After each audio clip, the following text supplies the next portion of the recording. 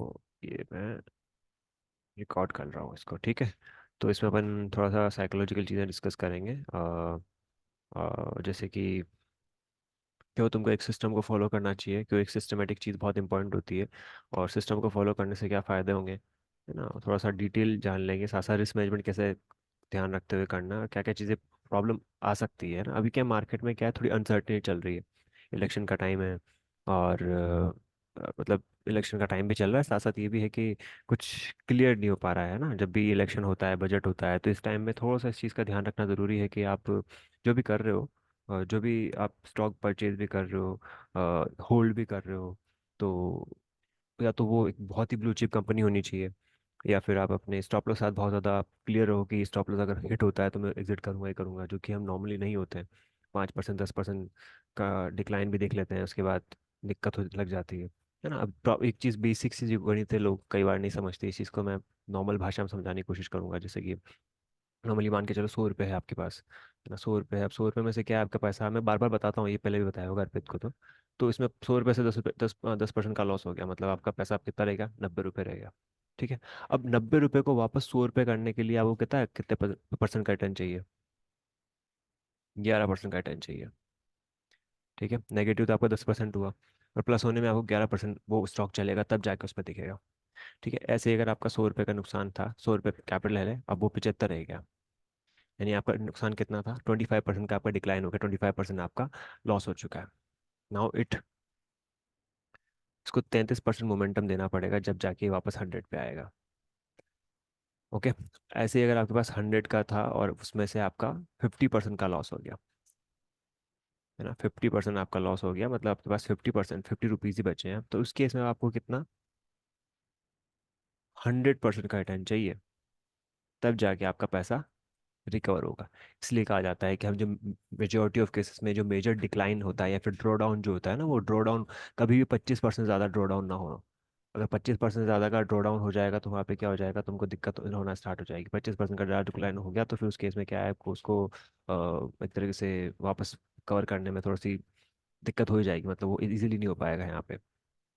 तो इस चीज़ को ध्यान में रखते हुए अपन को हमेशा सोचना चाहिए कि आप जितना भी लॉस देख रहे हो वो कितना होना चाहिए, कितना करना चाहिए, ओके। साथ साथ जैसे अब निफ्टी एंड बैंक निफ्टी की बात करें यहाँ पे, तो भी कुछ टाइम से क्या है, निफ्टी और बैंक निफ्टी दोनों एक रेंज में चल रही है। अगर हम यहाँ पे देखें तो एक रेंज चल रही है लगातार, ये करंटली एक रेंज है, और ये रेंज जो है वो काफ़ी ब्रॉड रेंज है ना। एटलीस्ट अगर आप देखोगे तो 21,000, 22,000 से लेकर हम 22,800, है ना, एक रेंज चल रही है, काफ़ी बड़ी रेंज है ये। और इसे पीछे भी आप देखोगे तो यहाँ भी एक बड़ी रेंज चल रही है, तो इस रेंज में पैसा कमाना आसान भी होता है। कई बार आप अगर ट्रेंड के अकॉर्डिंगली चल रहे हो, ट्रेंड के अकॉर्डिंगली आप बाय कर रहे हो, तो ट्रेंड के अकॉर्डिंगली आप बाय या सेल कर रहे हो, तो वहाँ पे आपको अच्छा कैपिटल बनेगा। बट अगर आप ट्रेंड के अकॉर्डिंग नहीं जा रहे हो और आप स्टक हो गए सेल साइड में, तो प्रॉब्लम हो सकती है। तो कोई भी स्टॉक जो आप बाय कर रहे हो, या तो आप उस पर इस चीज़ की श्योरिटी रखो कि डेली का चार्ट क्या बोल रहा है, डेली का चार्ट क्या बोल रहा है, 4 आवर का चार्ट क्या बोल रहा है, टाइम फ्रेम का चार्ट क्या बोल रहा है, 1 आवर का टाइम फ्रेम का चार्ट क्या बोल रहा है। अगर सारे टाइम फ्रेम के चार्ट आपके स्ट्रेंथ है, स्ट्रांग में है, तो इट्स अ चांस कि वो आपको प्रॉब्लम में नहीं रखेगा। बट अगर डेली वीक 4 आवर आपका वीक है, अगर वीकली भी आपका वीक है, तो फिर वहाँ पे प्रॉब्लम स्टार्ट हो सकती है, यानी कि वो स्टॉक आपको स्टक कर सकता है। और ये चीज़ है, ठीक है। तो एक चीज़ जो नॉर्मली हम इस पे मैं डिस्कस करने वाला हूँ इसमें, ये कि बेसिक एक बहुत ही बेसिक और नोवाइस सी चीज़ है। नॉर्मली जब भी मैं आपको एक बार बार बोलता हूँ कोर्स में कि आप ये प्रैक्टिस करो स्टॉक, मतलब एक सिस्टम की प्रैक्टिस करो, और एक सिस्टम को प्रॉपरली यूज़ करने को कैसे यूज़ कर सकते हो, कैसे उसको साइकोलॉजिकली कैसे आप उसको उसके बेसिस पे आप अपने आप को ढाल सकते हो, तो वो बहुत ज़रूरी होता है। अगर वो नहीं कर पा रहे हो तो फिर उस केस में क्या होगा कि आप बैक टेस्ट नहीं कर पाओगे, और बैक टेस्टिंग अगर आप नहीं करोगे, पिछले 2 साल 3 साल 4 साल के चार्ट्स का अगर बैक टेस्ट नहीं करोगे, तो आपको जब वो कंडीशंस आएगी तो उस कंडीशंस में आपका सिस्टम वो फेल हो जाएगा, या फिर आप वहाँ पे प्रॉपरली डिसीजन मेकिंग नहीं कर पाओगे, है ना। एक बेसिक से अगर एग्जाम्पल से अपन समझे, जैसे कि जैसे हम देखते हैं कि जो एयरक्राफ्ट जो पायलट होते हैं ना, एयरक्राफ्ट में जो पायलट वगैरह होते हैं, वो क्या करते हैं, वो उनको पहले सिमुलेटर पे काफ़ी प्रैक्टिस करवाई जाती है। सिमुलेटर पे एटलीस्ट 2 आवर्स, मतलब एटलीस्ट 100 आवर्स से उससे ज़्यादा से प्रैक्टिस होती है। उसमें सारे कंडीशंस होते हैं कि कभी अगर ऐसा हुआ कि एयरक्राफ्ट में बर्ड अटैक हो गया, या फिर उस केस में अगर वेदर कंडीशंस ख़राब है, या फिर कोई ऐसी दूसरी दिक्कत स्टार्ट हो गई, तो उसमें कैसे रिएक्ट करना है, राइट। तो अगर ऐसी कंडीशंस अगर होती है तो उस केस में क्या होता है कि आपको सिमुलेटर पे ही है, तो सिमुलेटर पे आपको कोई जान या माल का कोई खतरा नहीं होता। बट अगर वही सिचुएशन हमारे पास अगर मेन एयरक्राफ्ट में पड़ेगी तो आप उसको कैसे डील करोगे? सिमिलरली इसलिए मैं आपको कहता हूँ कि जब अगर अभी आप एक लॉट, दो लॉट, तीन लॉट में काम कर रहे हो, है ना, सिचुएशन ऐसी है। जब कोविड वाली सिचुएशन बनी थी, मैं अगर एग्जांपल से सर्च आपको मतलब बताऊं, तो कोविड वाली सिचुएशन में क्या हुआ था कि ये निफ्टी का चार्ट खोल रहा हूँ मैं, ना, ऐसी सिचुएशन क्यों शो शेयर कर रहा हूँ, बिकॉज जब आएगी ना तो तुमको पता भी नहीं चलेगा कि ये आ गई है ना। ट्रेंड फॉलोइंग कितना ज़रूरी होता है, कितना इंपॉर्टेंट होता है, और ट्रेंड के बेसिस पे आप कितने बड़े डिसीजन लेके कितना बड़ा पोर्टफोलियो मैनेज कर सकते हो अपना पर्सनल, क्योंकि एक सर्टेन टाइम के बाद आप हमेशा बिजनेस का टर्म होता है ना, बिजनेस टर्म यूज़ करता हूँ उसको बार बार मैं। अब बिजनेस की तरह इसको डील करो, इसको ऐसा नहीं डील करना कि ये स्पेकुलेशन है, छोटा मोटा कर लेंगे ऐसा हो जाएगा, है ना, क्योंकि फिर वो आपको एक सर्टेन टाइम के बाद क्या होता है कि वो जो कैपिटल आपने कराया है या फिर जो भी एक बनाया है, 2 3 साल 4 साल में, वो एक एक बार में भी आपको बाहर कर सकता है मार्केट से, ये देखो। तो यहाँ पे जब मार्केट का टाइम था, ये मैं कोविड के सिनारियो को थोड़ा सा एक्सप्लेन करने की कोशिश कर रहा हूँ यहाँ पे। यहाँ पे देखना, ये निफ्टी का डेली चार्ट है, और डेली चार्ट के बाद ये अब यहाँ पे देखते हैं, तो ये है हमारे पास कोविड वाला सिनारियो ना। कोविड में क्या हुआ था कि ये रेंज बनी हुई थी, है ना, आपको सबको मैंने ट्रेंड लाइन बता रखा है, सपोर्ट रेजिस्टेंस बता रखा है, तो इस सपोर्ट रेजिस्टेंस और ट्रेंड लाइन को समझते हुए इस चीज़ को जानो कि ये देखो एक अच्छा खासा ट्रेंड बना हुआ है ना। तो आप ऐसे बनाना स्टार्ट करोगे नहीं तो पता ही नहीं चलेगा कि ये कब हुआ। तो ये एक रेंज बनी थी, ये क्लियर था कि ये ब्रेक डाउन जब देगा 11,000 को, जब नीचे ब्रेक करेगा तो ये 9,500 तक के लेवल दिखाएगा। क्यों दिखाएगा? ये कैसे निकाले मैंने? ये निकाले आपने इस बेसिस पे, ये आप देख सकते हो, ये देखो यहाँ पे, है ना, यहाँ से 12% अपने देख सकते हैं। ये जितना जितना डिफरेंस होता है इसका, उतना डिफरेंस अपन डाउन साइड में कैप्चर करते हैं, है ना। तो ये 1600 पॉइंट, 1650 पॉइंट का डिक्लाइन था। तो यहाँ से अपन अगर हम देखते हैं तो 1650 पॉइंट, ये देखो, 9,500 या 9,000 तक के लेवल निकले थे। अगर मार्केट गिरता है तो इतना गिरना चाहिए, पर जब ऐसी कोई कंडीशन होती है ना, पैंडेमिक बोल दिया है डब्ल्यूएचओ ने, इतनी बड़ी प्रॉब्लम स्टार्ट हो चुकी है, इकोनॉमी बंद हो चुकी है, लोगों के धंधे बंद हो चुके हैं, काम धंधा सब बंद है, फैक्ट्रीज बंद हो चुकी है, मैन्युफैक्चरिंग सब बंद हो चुका है, सिर्फ और सिर्फ फार्मा के स्ट्रक्चर या आईटी वगैरह थोड़ा काम कर रहा है। तो वो बहुत एक once in a lifetime ऐसी घटना घटती है जो कि कोविड था। तो उसमें क्या होता है, पैनिक होता है। जब पैनिक होता है तो कुछ भी हो जाता है। पैनिक जब होता है मार्केट में तो आप देखोगे सर्किट लग जाते हैं किसी पर्टिकुलर स्टॉक में, कोई घटना आती है, कोई न्यूज़ आ जाती है, सिल ब्रोवर वाली सिचुएशन बन जाती है कई सारी स्टॉक में, तो ये गिर गया। अभी गिरेगा ना तो आपको क्या है, जो अपने जितने भी अच्छे स्टॉक होंगे ना, आप पैनिक में उसको ऐसे झटके से निकालोगे जैसे कि आपको कुछ कुछ हुआ ही नहीं था, है ना। कई बार हम स्टॉक से दिल लगा बैठते हैं, मेरा स्टॉक तो है, अच्छा ही होगा, मैंने लिया है तो अच्छा ही होगा, मैंने लिया है तो अच्छा ही करेगा। ऐसा कुछ नहीं होता। आपका अच्छे से अच्छा स्टॉक भी बहुत बुरी से बुरी कंडीशन कर सकता है आपकी, जैसे कई सारी एग्जांपल है, डीएचएफएल है, येस बैंक है ना, आर पावर, आर कैपिटल, ऐसे कई सारे एग्जांपल है जो कुछ भी हो जाता है वहाँ पे। तो इसलिए ट्रेंड बहुत ज़रूरी होता है। और ये तो निफ्टी है, निफ्टी है तो निफ्टी गिरती गई। तो यहाँ पे क्या है, यहाँ पे अगर मैं पर्सनल एक्सपेंस से बताऊँ तो मेरे पास क्या है कि ये जब गिरना स्टार्ट हुआ था तो मेरे पास 10,000 के आसपास की पुट पड़ी हुई थी। मतलब मेरे लिए पहली बार था, आपके लिए, सबके लिए पहली बार था, सबके लिए पहली बार होता है तो ऐसा कुछ जरूरी नहीं होता। तो हम ये एक्सपेक्ट करते हैं कि हाँ ठीक है चल जाएगा, डबल हो गई निकाल दो, डबल हो गई निकाल दी। पर जब अगर उसको देखता पूरा, तो ऑलमोस्ट जो 100 का जो उसका प्रीमियम था वो ऑलमोस्ट 1,000 से ऊपर जा चुका था। मतलब 10 गुना से 15 गुना तक के वहाँ पैसे बन सकते थे। तो ये है पॉइंट यहाँ समझाने का, ये है कि एक ट्रेंड को कैप्चर करो, ट्रेंड को ट्रेंड के अगेंस्ट अपने आप को ढालना बड़ा जरूरी होता है ना। तो जैसे सिमुलेटर वाला एग्जांपल था, एयरक्राफ्ट वाला एग्जांपल था, तो उसमें क्या करते हैं कि बैक टेस्टिंग, मैं आपको बार बार बोलता हूँ, बैक टेस्टिंग क्यों ज़रूरी है। बैक टेस्टिंग इसलिए ज़रूरी है क्योंकि बैक टेस्टिंग आपको क्या बताती है, किस सिचुएशन में क्या होता है, जब बजट का सिचुएशन होता है तो क्या होता है, इलेक्शन का सीजन होता है तो क्या होता है। ठीक है, 2014 की चार्ट चेक करो, क्या हुआ था उस टाइम पे। न्यूज़ के चार्ट चेक करो कि उस टाइम पे क्या हुआ था, इलेक्शन के आसपास क्या चीज़ें निकल के आती है। आपको इस कोर्स से सिर्फ और सिर्फ ये नहीं पता रहेगा कि ये कर लिया वो कर लिया, आप इस कोर्स से आपको ये पता भी चल रहा है साथ साथ कि आपको रिसर्च का माइंडसेट कैसे डेवलप करना है। अगर आप रिसर्च का माइंडसेट डेवलप नहीं कर पा रहे हो तो मेरी जो मेहनत है, आपकी जो मेहनत है, वो इतने काम नहीं कर रही जो आपके लिए करनी चाहिए। तो ये जो सिमुलेटर वाला जो एग्जांपल है, वो इसलिए भी लिया जाता है ताकि आपको पता तो रहे कि भाई अपन मतलब जो सिचुएशन ऐसी आ गई, मान के चलो आपने कोई ट्रेड लिया और वो फंस गया, तो एक सर्टेन टाइम के बाद आपको उसको क्या करना है। जैसे अर्पित की बात है, अर्पित ने वेदांता लिया था, याद है, वेदांता लिया था और वेदांता में बहुत अच्छी पोजीशन थी, है ना। ये पर्सनल स्टॉक अच्छा है, पर जब नहीं चल रहा था तब नहीं चल रहा था, 3 महीने 4 महीने हो गए नहीं चला। अब नहीं चला, नहीं चला, फंस गए वहां पे, कैपिटल बहुत बड़ा लगा रखा था। अब वो जब वापस रिकवर देता है तो अपन उसको फटाफट से एग्जिट कर देते हैं। जब नॉर्मली ये जो चीज़ें होती है ना, ये चीज़ें आपको एक्सपीरियंस से जरूर आती है, किसी के कहने से नहीं आती। मैंने कह दिया आपने कर लिया, वो नहीं होगा ऐसे। आपका एक्सपीरियंस जब होगा अच्छे अच्छे, क्योंकि हमने यहाँ से ट्रेड करना स्टार्ट किया था, है ना, सही कह रहा हूँ ना। तो यहाँ पे थे और उससे गिरते गिरते यहाँ तक आया, फिर ये अच्छे सपोर्ट से लिया इसने सिस्टम, फिर यहाँ से रिकवरी स्टार्ट करी, फिर फाइनली इसने मोमेंटम देना आपसे स्टार्ट करा। डेफिनेटली यहाँ तक तो हम होल्ड नहीं कर पाते, क्योंकि रिटर्न इतना अच्छा मिलता है जब हम देखते हैं। 46% का रिटर्न वेदांता दे रहा है आपको। और डिविडेंड भी उस टाइम पे अच्छे दिए थे इसने। डिविडेंड तो अब मेरे को लगता है डिविडेंड थोड़ा कम कर देगा, 11 रुपये का डिविडेंड दिया था, अभी डिविडेंड 10 रुपये का दिया था। उस टाइम पे डिविडेंड कितना दिया था? 18 का दिया था। उससे पहले आप डिविडेंड देख सकते हो। तो डिविडेंड तब देती है कंपनी जब कंपनी का स्टॉक अच्छा परफॉर्म नहीं कर रहा हो। तो क्या होता है कि चाहता है, जो प्रमोटर होता है वो चाहता है अपने स्टॉक इन्वेस्टर्स को ना कि अपने पास ही रहे, कहीं ना जाए वो, है ना, एग्जिट ना करें। जो लॉयल्टी है उनके बीच में कि हाँ ये कंपनी अच्छी है, क्योंकि लॉयल्टी चलती है यहाँ पे। अगर कोई बड़ा स्टॉक आप होल्ड कर रहे हो सालों तक, इस आईटीसी में लोग होल्ड करते हैं, डिविडेंड भी मिलता है साथ साथ, आपको ट्रस्ट भी रहता है। तो कई सारे स्टॉक में ट्रस्ट होता है, तभी जाके आप प्रमोटर के को लेकर ट्रस्ट होता है, तो उसमें आप होल्ड करोगे। अदरवाइज जहाँ पे आपका पैसा बनेगा आप वहाँ पैसा बनाओगे। अब कोई स्टॉक अगर आपका लगातार यहाँ पे देखिए 2022 से लगातार गिरते गिरते गिरते गिरते एक साल तक गिर ही रहा है, पैसा बन ही नहीं रहा है वहाँ पे, है ना। और कई सारे स्टॉक ऐसे भी हैं जो 1 या 2 साल 3 साल नहीं, काफ़ी साल तक गिरते रहे। यहाँ से आप देख सकते हो 2018 की बात है, 2018 से गिरते गिरते 2020 तक ये लगातार इतना डिक्लाइन हो गया, 400 रुपये का स्टॉक गिरते गिरते 80 रुपये हो गया।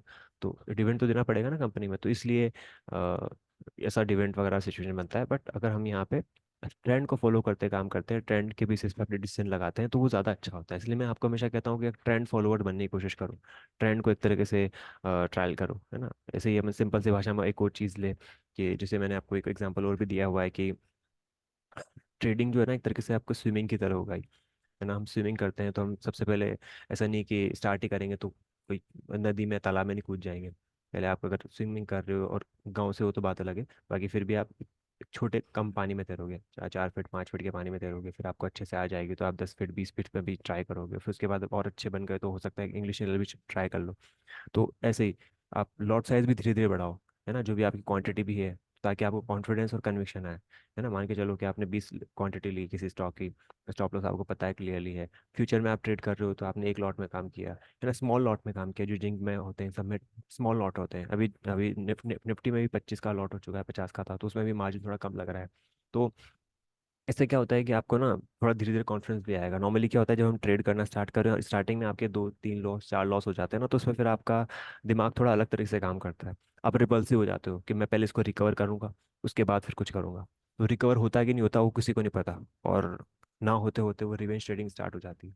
साइकोलॉजिकली बहुत इंपैक्ट करती है ये सब चीज़ें आपके दिमाग को। तो इसलिए जो भी आप कर रहे हो उससे पहले एक बार ये चीज़ जानना बड़ा ज़रूरी है कि थोड़ा स्मॉल करो, स्मॉल करते करते करते अपना पोस्ट साइजिंग बढ़ाओ, अपने रिस्क एपेटाइट बढ़ाओ।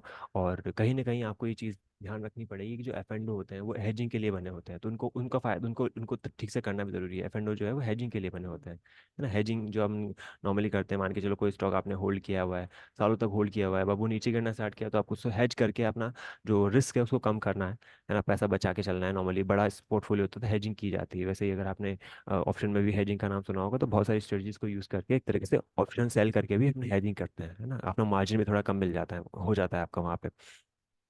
तो ये पर्पस होते हैं, इन सब चीज़ों को ध्यान में रखते हुए आपको चीज़ें करनी पड़ती हैं।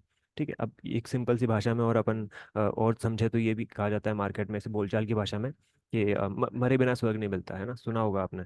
तो ऐसा ही है, अगर ट्रेडिंग में आप थोड़ा सा और कुछ एक्सेल करना चाहते हो ना, तो बिना लॉस के कुछ नहीं होता है। जिन लोगों ने लॉस खाया है, जिन लोगों ने वो पेन देखा है ना, वो दर्द महसूस करा है कि अरे यार इसको इतना सा होल्ड करा और ये प्राइस के ऊपर आया और मैंने झटके से निकाल दिया। टाटा मोटर की बात कर ले, क्लासिक केस है टाटा मोटर, है ना। टाटा मोटर ऐसा स्टॉक है जो 2016 में 600 650 के आसपास था। उसके बाद फिर वो नीचे आया, कोविड में उसने 60 70 से 80 रुपए के आसपास का लो बनाया, और अभी आप देखो 1000 रुपीज़ के आसपास। तो जब बिजनेसेस चेंज होते हैं, बिजनेस में साइकिल चेंज होते हैं, बिजनेसेस कुछ ना किसी टाइम से गुजर रहे होते हैं, बीच में उन्होंने क्या किया, लैंड रोवर और जेगुआर को एक्वायर कर लिया, अपने से बड़ी कंपनी को एक्वायर कर लिया, तो जितना प्रॉफिट टाटा मोटर करता था वो सारा प्रॉफिट वही खा जाते थे, और एक तरीके से नेट बैलेंस शीट में वो नेगेटिव दिखाई देता था। तो ऐसे केसेस जब आए ना, तो उस केस में क्या है, स्टॉक गिरता गया गिरता गया गिरता गया। पर टाटा का नाम था, ट्रस्ट है, और कैपिटल भी काफ़ी है, और एक बड़ा ब्रांड है, तो कहीं ना कहीं फिर से बाउंस बैक करा उन्होंने और वो चीज़ें हुई। तो कई बार क्या होता है, पर बात यहाँ पे आ जाती है ना कि अब अभी इतना यहाँ से लिया, अब 16 से लेकर 20 तक होल्ड किया, 4 साल में तो अपन बहुत कुछ कर सकते थे। यही पॉइंट है यहाँ पे, इसलिए मार्केट अभी लंबा चल रहा है, चल रहा है, चल रहा है, अच्छा है, ठीक है, पर जब ये यहाँ पे सेल का सिग्नल देता है ना, तो आप अपनी जो पोजिशनल एंट्रीज है, जो आपने पोजिशनली होल्ड कर रखा है, लॉन्ग टर्म का होल्ड कर रखा है, तो वहाँ पे जस्ट थिंक अबाउट इट कि क्या मुझे इसको होल्ड करना चाहिए, या अगर कोई भी चीज़ें चेंज हो रही है तो मैं उसके अगेंस्ट अपने आप को ढाल पा रहा हूँ, ढाल पा रही हूँ, नहीं ढाल रही हूँ, क्योंकि अगर आप टाइम के साथ नहीं चेंज होगे तो आप स्टक होकर रह जाओगे कहीं ना कहीं, और स्टक हो गए तो यू नेवर नो कि वो स्टॉक कहाँ जाएगा। ठीक है, कोई भी स्टॉक ले लो, कहीं कितना ही आपका पसंदीदा हो, चाहे वो कोटक हो, HDFC हो, कई सारी चीज़ें होती है, कई सारी कंपनी जो थी निफ्टी में पहले, वो अब निफ्टी में नहीं है। वेदांता निफ्टी में हुआ करता था, येस बैंक निफ्टी में हुआ करता था, जी जो है वो ये निफ्टी में हुआ करता था। ऐसे ही आपका अंबुजा सीमेंट निफ्टी में हुआ करता था। ये जो आर पावर, आर कैपिटल, ये भी निफ्टी में हुआ करते थे, बहुत सालों पुरानी बात है जो। तो ऐसे कई सारे स्टॉक्स आए और चले गए, है ना, तो कई सारी कंपनी बूम और बस सब होती है, तो अपना कैपिटल का जो एलोकेशन है वो भी आपको उस हिसाब से देखना पड़ेगा कि किस कंपनी में मैं कितना डालूं। जैसे अभी लोगों को SBI में बड़ा भरोसा होता है ना, SBI हो गया, जितने प्राइवेट बैंक अपने PSU बैंक्स होते हैं, PSU में क्यों भरोसा होता है, क्यों लोगों ने PNB में इतने स्टॉक भर रखे थे, वही है ना, क्योंकि गवर्नमेंट है। अब गवर्नमेंट तो प्रमोटर है, तो प्रमोटर तो अपना स्टेक बेचेगी नहीं। क्या होगा, ज़्यादातर स्कैम हो जाएगा, इंटरनल चीज़ें हो जाएगी ज़्यादा से ज़्यादा, उससे क्या होगा, बंद तो होगी नहीं कंपनी। बैंक से ज़्यादा सेफ होता है, फाइनेंशियल है तो कोई इशू हता नहीं है, तो ऐसे इसीलिए आप देखोगे ना, यहाँ पे इसको देखना, क्या है ये PNB का चार्ट मैंने आपके सामने खोला। ये बेसिक डिस्कशन इसलिए ज़रूरी है बिकॉज से थोड़ी सी अंडरस्टैंडिंग बनती है। नॉर्मली टेक्निकल स्ट्रक्चर पे तो मैं हमेशा ही बात करता हूँ, पर इससे आपकी अंडरस्टैंडिंग और ट्रस्ट बढ़ता है कि अपन क्या क्या चीज़ें करने वाले हैं, यहाँ पे कर रहे हैं आप। 2008 में लो बनाया, है ना, 2009 में फिर से रिकवरी आई, क्योंकि ये वही फाइनेंशियल क्राइसिस आया जो 2008 वाला था।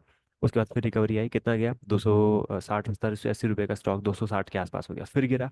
2013 में फिर लो बनाया 90 रुपये का। आप देखो कितना कितना वोल्टाइल रहता है ये, सालों में कितनी चीज़ें चेंज हो जाती है। गया फिर 90, 80 रुपये के आसपास, फिर गया ये 200 डबल हो गया। फिर देखो 2014 में फिर नीचे गिरा, 16 में 2 साल के बाद फिर नीचे आ गया, वहीं 80, 70, 80 रुपये के आसपास फिर चढ़ा 2017 के आसपास, तो ये 1 साल के अंदर 211 भी हो गया। फिर ये इसके बुरे दिन स्टार्ट हुए 2017 से, गिरते गिरते गिरते गिरते 20 में तो सबकी हालत खराब थी, कोविड था तो। उसके बाद फिर ये रिकवरी देना स्टार्ट किया। प्रॉब्लम क्या होता है PNB के साथ, अभी तक अगर आप देखोगे, गूगल कभी करोगे तो PNB में जब भी सर्च करोगे तो PNB के साथ स्कैम जुड़े रहते हैं। कोई ना कोई स्कैम कहीं ना कहीं निकलता आता है। तो अगर वो स्कैम निकल आता है तो क्या होता है कि कहीं ना कहीं अगर ब्रोकआउट होता है तो मार्केट फिर से गिरना स्टार्ट हो जाता है, NPS वगैरह बढ़ना स्टार्ट हो जाते हैं। तो ये क्या है, मार्केट की साइकिल भी होती है और इंसान का नेचर भी होता है। तो ये चीज़ आप हमेशा कंसिडर करके रखो कि गवर्नमेंट की कोई कंपनी है तो ये चीज़ें फिर से हो भी सकती है। अब प्राइवेट अगर कंपनी है तो प्राइवेट में क्या होता है, प्रमोटर होता है, प्रमोटर का तो यही होगा ना कि भाई मैं तो अपनी कंपनी को अच्छा ही परफॉर्म कराऊँ, है ना, उस पर काम करूँ, और वो उस पर आप एक्स्ट्रा एफर्ट लगाते हो। गवर्नमेंट का तो वही है कि भाई आओ, काम करो, एम्प्लॉय सैलरी वगैरह, है ना, तो एक तरीके से बेसिक ऑब्जर्वेशन भी करना जरूरी है। अब जैसे थायरोकेयर कंपनी थी, है ना, ये लिस्ट होने से पहले भी अच्छा परफॉर्म करी थी, लिस्ट हुई और अच्छी चली चली चली, उसके बाद जो फाउंडर थे इनके, जो मेन मेन फाउंडर जिन्होंने स्टार्ट की थी, उन्होंने एग्जिट कर दिया, उसके बाद चीज़ें चेंज हुई, उसके बाद वापस गिरना स्टार्ट हो गई। क्या रीज़न है, क्या नहीं है, क्या है, बहुत अलग चीज़ें होती हैं, क्योंकि जिसकी कंपनी होती है, जो रन कर रहा होता है, वो एक तरह से अपनी कंपनी को अपने बच्चे की तरह बड़ा कर रहा होता है, तो वो अपने उस हिसाब से हर चीज़ को ग्रो कर रहा होता है। अब उसके बाद जो बाकी एम्प्लॉय होते हैं, या फिर जो नेक्स्ट सक्सेसर होता है, या फिर कोई इसको अक्वायर करता है, तो वो उसको वैसे देखता है कि नहीं देखता, वो डिफरेंट सिनारियो बनता है। इसलिए अगर आप कोई कंपनी को एनालाइज करोगे, किसी जैसे आप निफ्टी के 50 स्टॉक्स में देखोगे और चेक करोगे यहाँ पे कि कौन से स्टॉक कैसा क्या है, तो कई सारे आप देख पाओगे। हीरो मोटोकॉर्प हो गया, प्राइवेट में आ गया, महिंद्रा महिंद्रा प्राइवेट में आ गया, महिंद्रा का तो आप इतना सब देख सकते हो, कई सारी कार्स वगैरह बहुत सक्सेसफुल हुई है पिछले कुछ टाइम से, इनका जो स्टॉक है या फिर मार्केट शेयर है बहुत ग्रो करा है ना। आयशर का भी ये है, तो वो भी अपना अपने 85% या 80% के आसपास, जो टू व्हीलर स्पेस में जो जो हिसाब की वो बाइक्स बना रहे हैं, बुलेट जो आती है उनकी, तो बहुत अलग है। इससे पहले अगर आप देखोगे यहाँ पे महिंद्रा का 2018 से एक स्टॉक गिरते गिरते गिरते 400 रुपये, 450 और नीचे 300 रुपये तक आ गया था, मतलब, है ना, क्योंकि कोई भी चीज़ आ रही थी, चल नहीं पा रही थी, है ना। बाहर के मार्केट में जो कार्स वगैरह थी वो ज़्यादा डोमिनेट कर रही थी, कि टाटा का भी इतना कोई ज़्यादा अच्छी कार नहीं चल पा रही थी, आती तो थी पर चल नहीं पा रही थी। आपने देखा होगा टाटा सुमो वो चली थी, टाटा सफारी वो चली थी, बीच बीच में कुछ कार्स आई नहीं चल पाई। उसके बाद जब ये निक्सॉन आई, ये अच्छा चला, पंच चली, है ना, कर्व आ रही है, बहुत सारी मतलब एक साइकिल होता है। मैं आपको ये समझाने की कोशिश कर रहा हूँ कि जब आप देखते हो ना मार्केट में, तो उसको एनालाइज करने की कोशिश करा करो। जो क्रॉम्पटन ग्रीव्स करके अभी आपने मैंने डाला हुआ है, आपने एक नोटिस करा होगा उसका, कि अभी IPL के टाइम के बीच में जो अगर आप देखोगे तो उसके ऐड आते हैं, है ना, वो फोटो वाला, तो उससे बहुत इंपैक्ट आता है। इसके बारे में पढ़ोगे तो आप देखोगे कि यहाँ पे इन्होंने कुछ एक्सपांड किया है ना, ऐड वगैरह में इन्वेस्ट वगैरह करा है, तो कुछ ना कुछ कंपनी प्रोजेक्शंस है उसके, कुछ करने की उम्मीद है, तो उससे क्या होता है कि इन्वेस्टर्स में एक भरोसा जागता है, तो दे इंक्रीज द स्टेक और नए लोग भी वहाँ पे ऑन बोर्ड होते आते हैं। साथ साथ एक और देखोगे तो एक, अब ये स्टॉक में ना रिकमेंड नहीं कर रहा हूँ, बस बता रहा हूँ आपको, पार्ले आपने नाम सुना ही होगा, और पार्ले के कई सारे प्रोडक्ट भी आते हैं, सिर्फ बिस्किट नहीं आते। और ये पार्ले इंडस्ट्री करके, देखो कितना है। पार्ले देखो आज कितना है, 10% के आसपास। डेली चार्ट देख लो आप यहाँ पे, ये देख लो। और कब से चल रहा है ये, 10 रुपये के आसपास। अब एक चीज़ नोटिस करना, आपने वो ऐड देखा होगा आईपीएल के बीच में, जब एक मैच चल रहा होता है उसके बीच में एक आता है ऐड। इसमें वो कहता है देखो, जंगल सफारी जंगल सफारी जंगल सफारी। और तो एक लड़की कहती है कि वो, जो भी था आप देख लेना, मतलब गूगल करोगे, पार्ले के 4-5 ऐड बनाए थे उन्होंने। तो उससे भी बहुत इम्पैक्ट पड़ता है, जो भी चीज़ हम देखते हैं समझते हैं ना, तो उससे काफ़ी चीज़ें होती है। एक तरह से मैनिपुलेशन हो रहा है, क्या हो रहा है मुझे नहीं पता। या फिर इनके एक्चुअल में ऑपरेशंस के साथ साथ इनकी सेल्स बढ़ रही है वो भी नहीं पता, पर जो भी इनकी चीज़ें हैं ना, एक तरह से क्या होता है, कोई भी कंपनी जब एक बड़ी लेवल पे पहुंच जाती है तो अपने हर लेवल पे एक्सपांड करने की कोशिश कर रही होती है। बिस्किट बनाए, बिस्किट के साथ नमकीन भी स्टार्ट हो गए, स्नैक्स भी आ गए। तो सारी सेगमेंट्स को उन्होंने कवर करने की कोशिश करी। तो वो एक रीज़न हो सकता है। और ये 9-10 रुपये का स्टॉक जो है 18 रुपये के आसपास पहुंच चुका है। देखना, गूगल करना है, यूट्यूब करना, आप यूट्यूब पे आपको मिल जाएंगे वो, कि जो भी मैं एड्स की बात भी कर रहा हूँ। तो ये क्या होता है, एक तरीके से कॉमन सेंस भी आपको कभी कभी यूज़ करना पड़ता है कि क्या क्या ये स्टॉक जो है ये इतना अच्छा परफॉर्म कर पा रहे हैं, तो इनके बारे में सोच सकते हैं। ये मैंने अभी कल ही देखा था पार्ले का, तो कि ये इतना मोमेंटम है, क्योंकि मैं चेक कर रहा था स्क्रीन पे यहाँ पे चेक के कि क्या इतना क्या चल रहा है, क्या हो रहा है पार्ले में। तो ये देखो, आप देख सकते हो, ये लेटेस्ट ऐड है इनके, ये है ना, ये पार्ले कॉर्पोरेट करके है, ये ऐड है। ये सुब्बू सर वाला ऐड है, ये वाला ऐड है। तो ये देखा होगा आपने यहाँ पे। तो उससे क्या होता है कि कहीं ना कहीं अगर कोई भी चीज़ अगर आप बार बार देख रहे हो ना, तो वो कहीं ना कहीं इम्पैक्ट और कहीं ना कहीं शो करना स्टार्ट कर देती है। तो एक दो एग्जाम्पल मैंने आपके सामने लिए। तो ऐसे ही कोई भी अगर देख रहे हो ग्रो करते हुए, जैसे हटसन एग्रो है, आपने देखा होगा, इसकी एक आइसक्रीम आती है अरुण आइसक्रीम, कुछ 2-3 साल के अंदर तो इन्होंने काफ़ी अच्छा एक्सपांड करा है। आइसक्रीम देखा जाए तो वैसे बहुत ख़राब है, मेरे को तो बिल्कुल अच्छी नहीं लगी, बिल्कुल बहुत ज़्यादा प्रिजर्वेटिव है, बट वो इसके अंदर फॉल करती है ना। एफएमसीजी का आपने देखा होगा स्टिंग एनर्जी करके एक, है ना, वो वीबीएल के अंदर आती है, वरुण बेवरेजेस के अंदर आती है। तो ये थोड़ा सा ना एक तरीके से वो चीज़ है जो आपको थोड़ी सी मतलब समझ में करनी ज़रूरी होती है। बेसिक ऑब्जर्वेशन करना बड़ा ज़रूरी होता है कि आसपास की मार्केट में क्या क्या चीज़ें ग्रो कर रही है, क्या क्या चीज़ें अपन देख रहे हैं, तो उससे अपन को थोड़ा आइडिया भी लग जाता है किसी भी चीज़ का।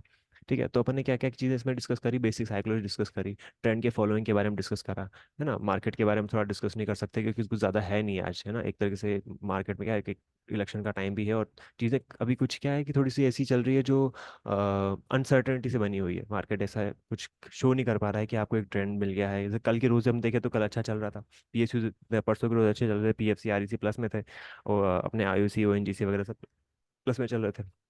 आज नेगेटिव में आ गए क्योंकि नेगेटिव कमेंट्री वगैरह हो जाती है, गवर्नमेंट कुछ बोल देती है तो चल जाता है।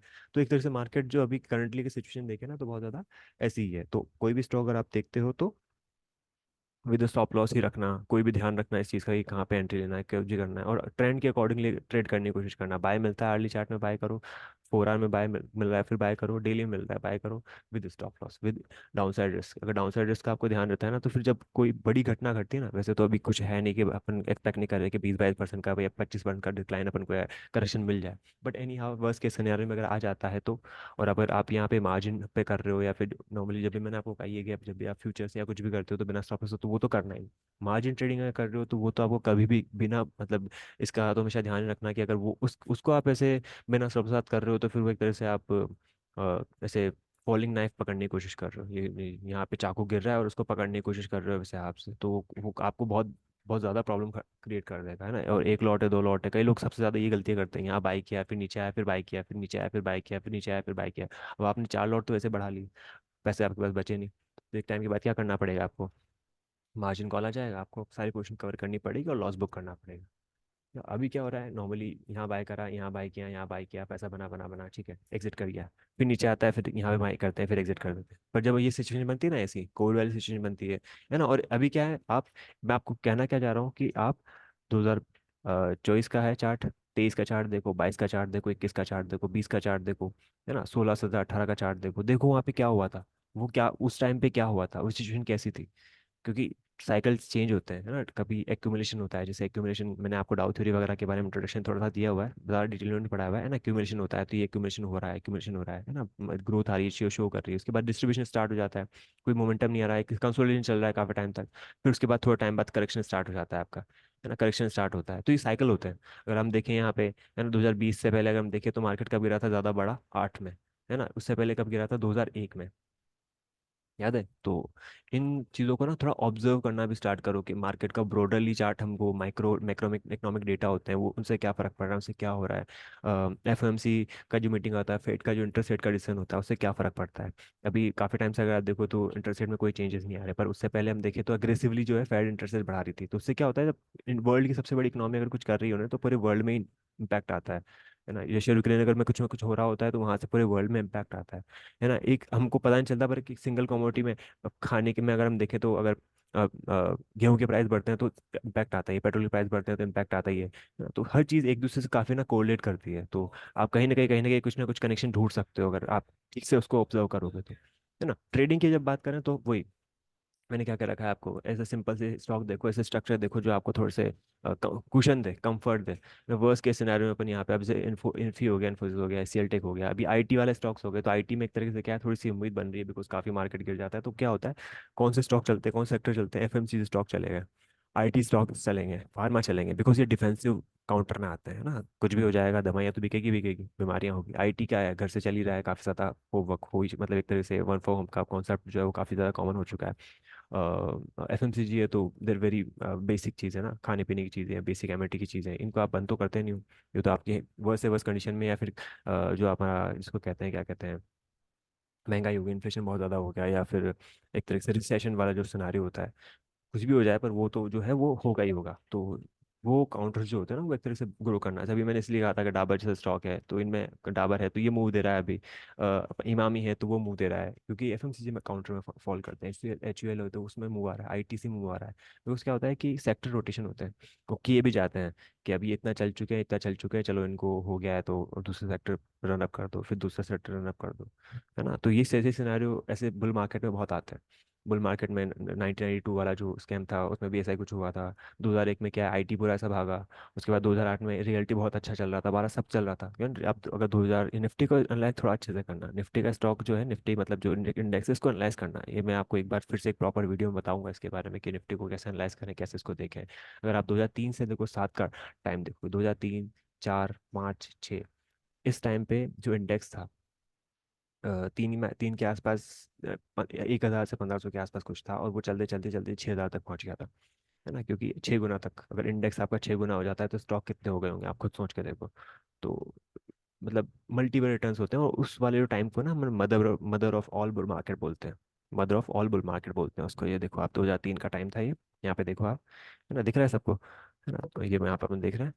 तो ये जो है यहाँ पे हम देखो, 2003 के आसपास 1000 से चलते चलते फिर ये 4 तक हाई बनाया, है ना। 2004 के आसपास क्या हुआ था, आई थिंक यूपीआई आया था 2004, 2008, 2000, हाँ यूपीए गवर्नमेंट थी उस टाइम पे ना।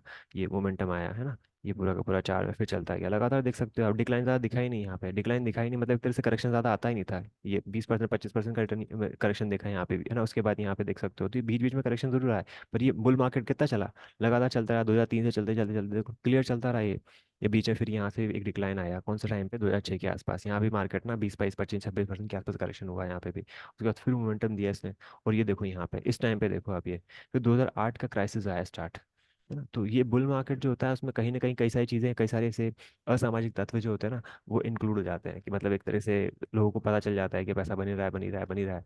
तो बहुत सारी चीज़ें हो जाती है स्टार्ट। तो यहाँ आप देख सकते हो 2003 से लेकर 2007 तक आपने देखा यहाँ पे कितना इंडेक्स बढ़ गया। इंडेक्स इतना बढ़ जाएगा तो ऐसा तो है नहीं कि चलता ही रहेगा, करेक्शन तो देगा ही देगा। तो सेम सेम सिनेरियो अभी भी ऐसे बन रहे हैं, मुझे ऐसा लगता है ना। ये मेरा पर्सनल ओपिनियन है, मैं ये नहीं कह रहा हूँ कि यहाँ पे करेक्शन आना चाहिए बहुत बड़ा, बट ये एक हेल्दी करेक्शन जब होता है ना मार्केट में, तो which is a good sign. जब हेल्दी करेक्शन होता है तो उससे क्या होता है कि आपकी मतलब जैसे होता है ना, एमआरएफ की बात करते हैं अपन। एमआरएफ की क्यों बात करते हैं, बिकॉज एमआरएफ का भी आपने सोचा है कभी भी कि स्टॉक की जो है अपना स्टॉक प्राइस कम क्यों नहीं करता है। अगर इन्फोसिस की बात करें तो इन्फोसिस का जो प्राइस है वो, अगर उसका इसको स्प्लिट नहीं करते ना तो वो अभी 1 लाख या 1.25 लाख, 1.5 लाख के आसपास कुछ होता।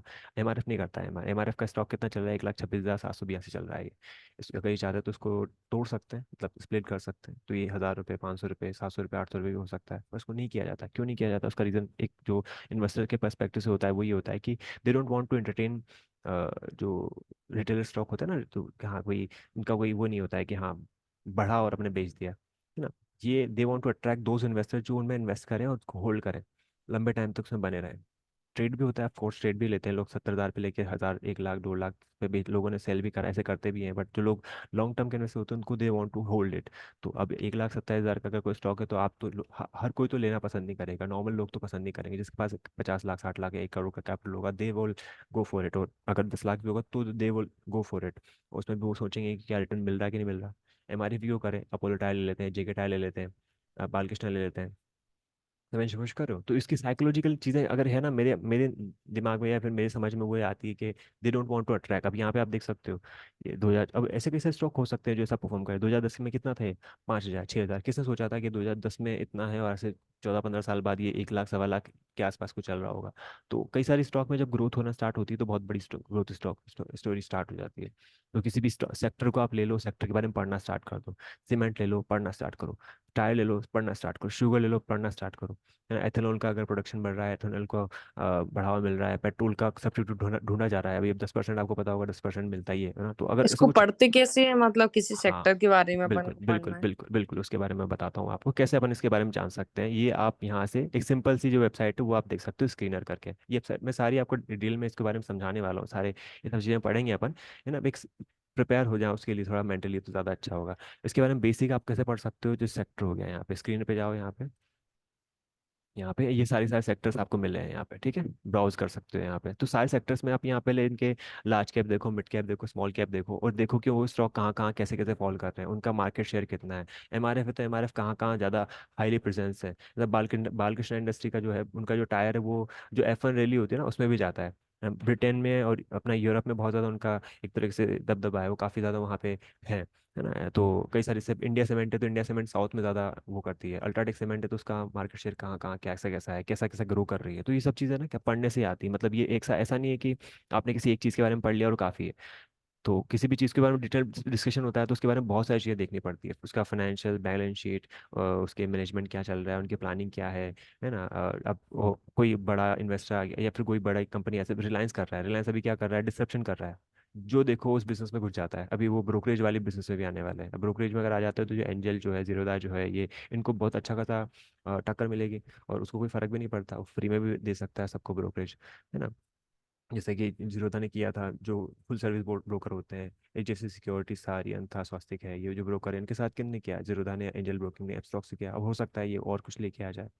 तो ये क्या है, किसी भी इंडस्ट्री को डिस्ट्रप्शन के लिए होता है। तो सेक्टर लीडर को तो पकड़ो ही पकड़ो, पर सेक्टर लीडर के साथ जो अच्छा इनोवेशन भी कर रहा है उनको भी पकड़ो। उनके बारे में पढ़ना है तो ये किसी भी आप खोल लो, ये केबल्स हो गया, है ना। आप केबल्स में अगर हम देखें तो पॉली केब जो था, बहुत इसका आईपीओ बहुत लास्ट में, बहुत बाद में आया। के आई का भी पहले आ गया था, आरआर केबल का भी कुछ टाइम पहले आया, पर स्टेरलाइट, फिनोलेक्स ये तो पहले आ चुके थे। बट यहाँ पे देखो तो मार्केट शेयर वाइज ने मार्केट कितना कैप्चर कर लिया। और ये यहाँ पे कुछ जो भी हो, बट एक तरीके से हर टाइप की वायर बनाता है। तो इसके बारे में पढ़ो, पॉलीकैब को ओपन करके यहाँ पे ना एक बेसिक अंडरस्टैंडिंग क्रिएट करो, कहाँ कहाँ है। इसके बारे में पूरा पढ़ सकते हो कि कहाँ रोड सेगमेंट कितना है, एफएमसी कहाँ है, लीडरशिप कितनी है, वायर्स कौन कौन कहाँ से रेवेन्यू आ रहा है, कौन सा स्प्लिट से आ रहा है, जियोग्राफिक रेवेन्यू क्या है। ये सब चीज़ें इसके बारे में पढ़ सकते हो। और इसकी ये एक वेबसाइट है, इसके अलावा एक दो वेबसाइट और भी है जो मैं आपको आगे टाइम पे बताऊंगा, तिजोरी.com करके, स्टॉक एज करके। वहाँ भी आप जाओ, उनके बारे में पढ़ सकते हो। मतलब पढ़ने के लिए डेटा बहुत सारा है, सिंप्लीफाइड करके डेटा बहुत सारा अवेलेबल है। आपको थोड़ा सा अपना माइंडसेट वैसे बनाना पड़ेगा। और जो भी आपको लगता है ना, कोई सारे इन्वेस्टर, कई सारे अपन ऐसी वीडियो बनाएंगे जिसमें अपन देखेंगे कि कहाँ कहाँ पे उनको कोई ऐसा सेक्टर ग्रो कर रहा हो। जैसे सोलार की बात करें तो पिछले 3-4 साल में सोलर एनर्जी, इन सब पे बहुत काम हो रहा है। बहुत सारी इलेक्ट्रिक एनर्जी वगैरह में बहुत सारे स्टॉक हैं जो बहुत अच्छा परफॉर्म कर चुके हैं। पावर और इंफ्रा में अभी भी बहुत अच्छा दम बाकी है। तो कोई भी सेक्टर स्टार्ट होता है तो सेक्टर की अच्छी कंपनीज को तो पकड़ना ही पकड़ना है, पर वहाँ पे अगर कोई ऐसी कंपनी भी है जो बहुत अच्छा कर सकती है तो वो कैसे पता चलेगा। या तो आप आउटसोर्स कर लो, यूट्यूब पे कोई वीडियो वगैरह देख लो, या फिर खुद से भी थोड़ा बहुत ट्राई ट्राई कर सकते हो कि ये भी देखना है, ये भी देखना है, वो भी देखना है। तो आपका जो पर्सपेक्टिव है, जो माइंडसेट है, वो रिसर्च का बनता जाएगा धीरे धीरे। रिसर्च का माइंडसेट बनता जाएगा तो आपको खुद से पता लगने लगेगा कि ये भी चीज़ें होती है, ये भी चीज़ें होती है। जो बेसिक चीज़ें हैं, कई रेशियोज वगैरह होते हैं, टेक्निकल चीज़ें हैं, वो आप हम करेंगे उसको डिस्कस, है ना। बट बहुत सारी ऐसी चीज़ें होती हैं जो आपको खुद से भी करनी पड़ेगी, तब जाके आपको थोड़ा और आइडिया लगेगा कि अच्छा मार्केट में अपन को ये भी चीज़ें जाननी ज़रूरी होती है। ठीक है, अब 1 मिनट के अंदर ना टाइम आउट होने वाला है। तो अगर कोई डाउट है तो आप मुझे मैसेज कर देना, अपन उस पर बात कर लेंगे। और अगर लगता है तो अपन एक और वीडियो स्टार्ट कर देंगे। ओके। और ये रिकॉर्ड हो रही है एक्चुअली, तो ये आपको वापस यूट्यूब में मिल जाएगी। तो है ना, थोड़ा सा अच्छा डिस्कशन था तो इस वजह से मैंने इसको रिकॉर्ड कर दिया। ओके।